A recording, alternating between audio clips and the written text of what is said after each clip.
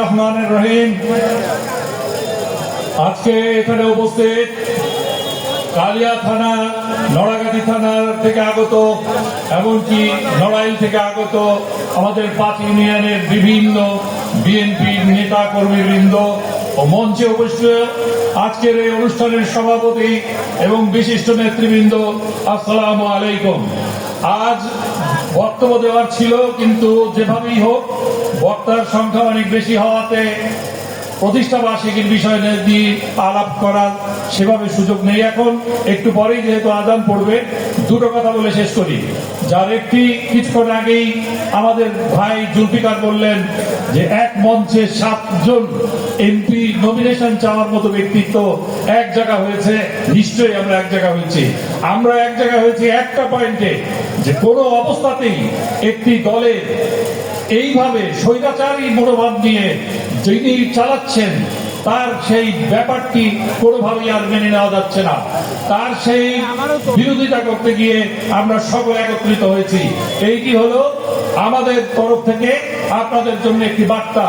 এবং কিছুক্ষণ আগে নাকিব সাহেবও বলেছেন যে উনি বুঝতে পারছেন যে ওনার অবস্থানটি আস্তে আস্তে নড়বড়ে হয়ে যাচ্ছে। আর আজকের এই প্রতিষ্ঠা বার্ষিকীতে একটি কথা বলতে চাই, সেটি হচ্ছে জিয়াউর রহমান যেমন একটি শক্ত মনের মানুষ ছিলেন, সাহসী মনের মানুষ ছিলেন, ঠিক তেমনি তার এই দলটিকে তিনি গড়ে তুলেছেন শক্তিশালী করে এবং বিভিন্ন রকমের মানুষজনকে একত্রিত করে এমন একটি দল গঠন করলেন তিনি। বাংলাদেশ কি জাতীয়তাবাদ, এই স্লোগানে যিনি সকলকে একত্রিত করলেন, পাহাড় থেকে সমতল সবাইকে। এবং এখানে যে জিনিসটি হলো যে সবাই এটির মধ্যে তার নিজস্বতা খুঁজে পেলেন এবং তিনি বিদেশের প্রত্যেকটি রাষ্ট্রের সাথে সমমর্যাদায় বন্ধুত্ব করতে চাইলেন। কারো চোখ রাঙানিতে নয়, সামান্য এতটুকু তালপট্টিও তিনি ছাড়েননি। সেখানেও তিনি তার নৌবাহিনীকে পাঠিয়েছিলেন। তিনি নদীর হিস্সা ছাড়েননি, পানি ফারাক্কার, এবং সেটি জাতিসংঘে তুলে সেই সমস্যার সমাধান করেছিলেন।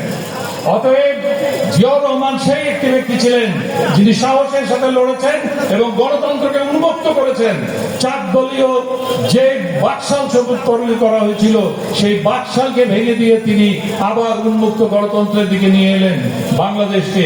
যিনি সাহসে রণাঙ্গনে যুদ্ধ করেছিলেন 1965 সালে এবং 1971 সালে, যিনি সাহসের সাথে বলেছিলেন উই রিভোল্ট, যখন আমার সিভিলিয়ান নেতা বলেছিলেন যে তোমাদের কিছু করার নেই, 27 তারিখে আমি হরতাল দিয়েছি, সেই হরতালের ডাক দিয়ে তিনি ঘরে বসে রইলেন। পাকিস্তান আর্মি আসবে, তাকে নিয়ে যাবে। তো এই যেখানে তার সিভিলিয়ান নেতৃত্বের অবস্থা, তার মাত্র 4 ঘন্টার মধ্যে নিজের বউ বাচ্চা আর্মি ক্যান্টনমেন্টের ভিতরে, তিনি বাইরে, তিনি সেখানেই শুনে বললেন দ্বিধাদ্বন্দ্ব ছেড়ে দিয়ে, বউ বাচ্চার কথা মনে না রেখে, যে উই রিভোল্ট, এই কথা ছড়িয়ে দিন, আমরা বিদ্রোহ করলাম। পরবর্তীতে যেটি আরো একদিন পরে স্বাধীনতার ঘোষণা হিসাবে আসে। কিন্তু সেদিন রাত্রের এই 4 ঘন্টার পার্থক্যে একটি মানুষ তার সাহসের পরিচয় দিয়েছিলেন। আমরা আশা করি সেই সাহসী মানুষের যে দল, সেই দলে আমরা আমাদের জাতীয়তাবাদকে উচ্চতর করে রাখতে পারবো। ধন্যবাদ আপনাদের সকলকে।